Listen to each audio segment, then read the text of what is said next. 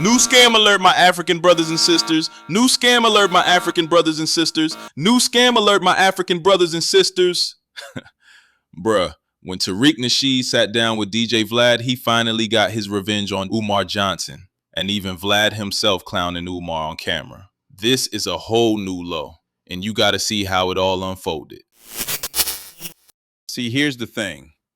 There was a time when nobody would dare do this on camera. Platforms used to play nice with Umar because he brought views. They'd hold their tongue, hoping to get him in the studio for an interview. But now, it's flipped. Umar's at such a low point that calling him out gets more views than having him on the show. And once you hit that stage in the internet game, there ain't no coming back, bruh. So Vlad pressed play on Tariq Nasheed, Umar's arch nemesis. Tariq donated to the school, supported the vision early on, and still ended up clowning him, which means by Umar's own rules, Tariq's critique is valid. Remember Umar's favorite line, "You can't talk about the school unless you donated." Well, Tariq did, and he still said, that school ain't never opening. Got him! There's been a lot of very creative stories about the school. At first, it was built, but not open yet. And then when some kids broke in, I guess, like, stole some books or messed something up. And then his bank accounts were frozen. And then I guess now the school is being auctioned off. By Delaware.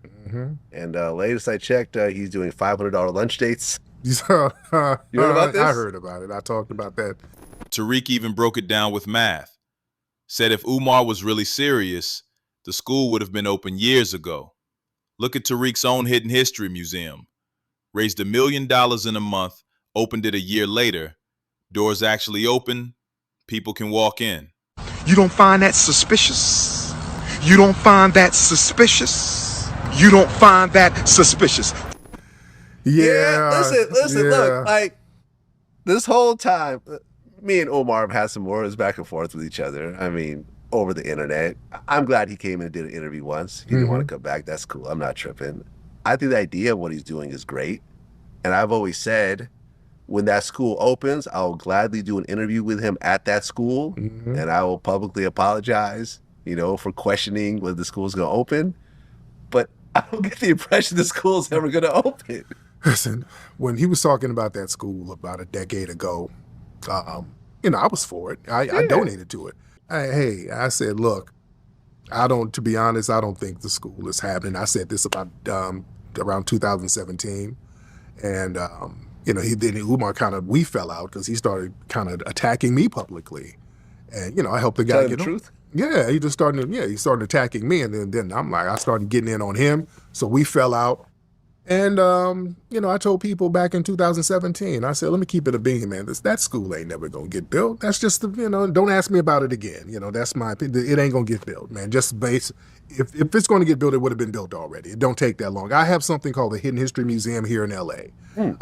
We raised money, made $1 million in a month. I opened the school a year later. I mean, not the school. I opened the museum a year later. It's open now. People can go down. Yeah. So you can get, if you want to get something open, you can get it open. Now, I ain't gonna lie. A museum and a school ain't the same. A real school comes with teachers, curriculum, salaries, buses, health codes. That's easily $1 million a year just to keep the lights on. So yeah, it's way harder. But that's where the contradiction comes in. Umar had options. He could have started smaller, like Q Butter or King Randall. Online classes, after-school programs, something tangible people could see. Instead, he keeps swinging for this giant dream school that never moves past the talking stage. And then Vlad brought up the $500 lunch date situation. Umar out here telling women, donate $500 to FDMG and you get a private lunch with me. Bruh, Tariq didn't even have to say much. Just the idea itself had Vlad shaking his head like, yo, this man really turned dating into a school fundraiser? That's when you know it's cooked. Because that kind of stunt don't make the movement look serious. It makes it look like a hustle. And Tariq said it plain. Umar's a smart dude, but the antics, the theatrics, they kill everything. Instead of uplifting, It makes the whole mission look like a joke. Now this is where it got even darker. Tariq hinted there might be other stuff going on with Umar. He ain't say it straight, but you know what he was pointing at. Y'all know what's going on, and so do I. Yeah. Because in fact, he even said for that $500 date, like, just send money to the FD, was it the FDMG. and the FDMG. I'm like, you're already date money to the school. Yeah, man. Yeah. I talked about this the other day, man. When you're getting into antics like that, we're gonna do a donation for a date. They kind of make the movement look very unserious. That makes, that just kind of bastardizes the whole movement. And Umar don't have to do all that stuff, man. He's a brilliant brother, man. Very smart guy. But all of the antics and the theatrics, I think it's some other stuff going on there. I really do. I really think there's some other stuff going on. I don't want to say what it is, but I think there's some real serious stuff going on, And he ain't the first.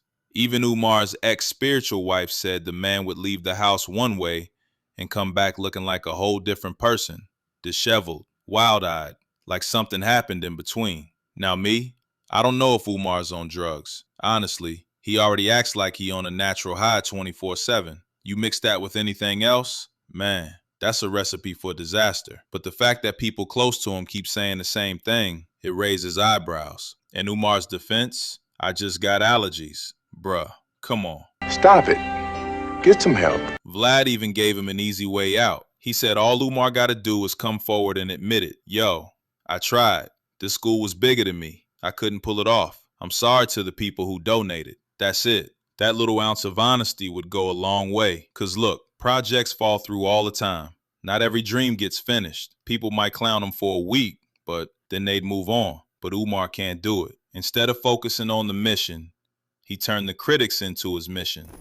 Listen, Umar, I know you watch these interviews because I remember I had Ari Spears on my show, right? We were talking about Umar and the whole bunny hopping situation. And Aries, of course, he's a comedian. I saw that. He said, "I will have sex with a white woman on top of Dr. Umar Johnson." And Umar posted it on his Instagram and said, "Why do these black entertainers go on this white man's show and embarrass themselves?" I don't think he was embarrassing himself. I think he was cracking jokes on it. I thought it was a funny joke. He's a comedian.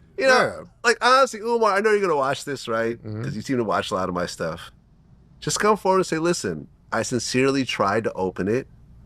I tried for years, but this was a bigger undertaking that I was able to do on my own. I didn't want to partner up with anyone that could have potentially, made this happen.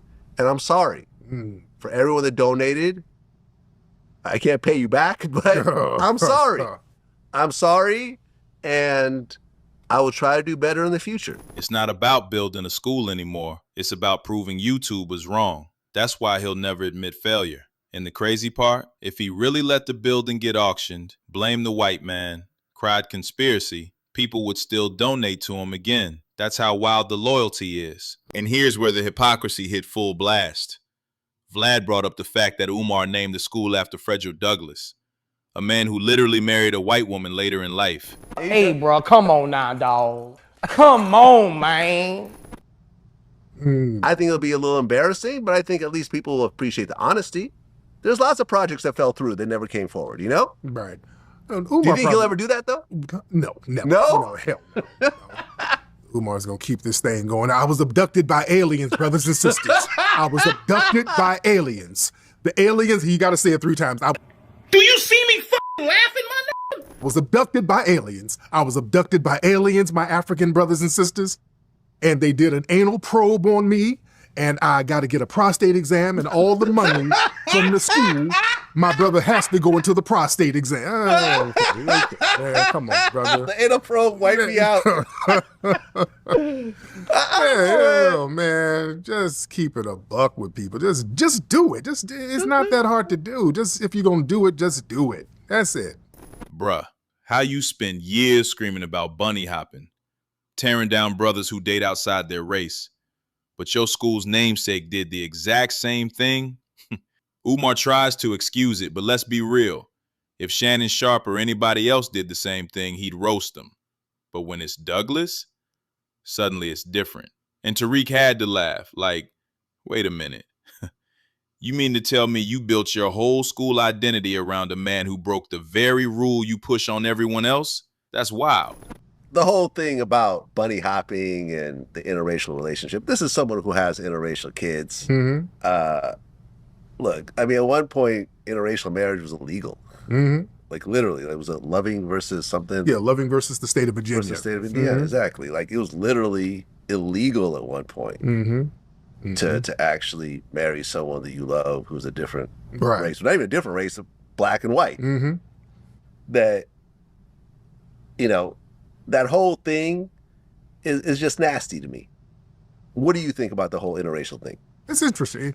You know, I don't knock it now. You know, all the women I've dated were black, and my lady is black. She's mixed, but she's black. Right. Well, I mean, according to Umar Johnson, is that like a no-no? Are you not supposed to date mixed women? No, I mean, no, you can. I mean, they're black. I mean, because he's talking about Frederick Douglass, and Frederick Douglass was mixed, and Frederick Douglass. Didn't he say he was related to Frederick which Douglass? is true. The family said, no, you are not. Right. And Frederick Douglass had a white wife, too. Oh, okay. A lot of folks don't know that. His second wife was a white woman. So, you know, I don't... Wait. So hold on. That just hit me. Think about it. So he claimed... Well, he's naming a school after a man who was bunny hopping. Yes. He's... Bunny Hopper University. Frederick Douglass had a white wife. So let's call it what it is. Umar Johnson has officially hit rock bottom on the internet. There was a time when his name meant clicks, interviews, respect on platforms. Now, he's more valuable as a punchline. Tariq gets more views clowning him than Umar ever would doing an actual sit-down. Even Vlad, who used to play it safe, don't care no more. And that right there tells you everything. Once the industry sees you as better content when you're exposed than when you're present, it's over. Listen, I'll say it again. Umar has dropped real gems about Africa, about black love, about education. I won't deny that, but words without action eventually catch up to you. And now, he's the one being studied like a case file. So here's my final thought. If you've been riding with Umar all these years, ask yourself, is he building something real for the community, or is he just building his brand off y'all's loyalty? Don't answer me, answer yourself. And if you want the full saga, I put together a 2-hour and 48-minute breakdown. Every scam, every lie, every contradiction, all in one place. That's the one video you don't want to miss after this. Now I want to hear from y'all. Do you think Umar will ever admit defeat and keep it real with the people? Or is he going to drag this until the end of time? I'll see you on the next one. Panda out.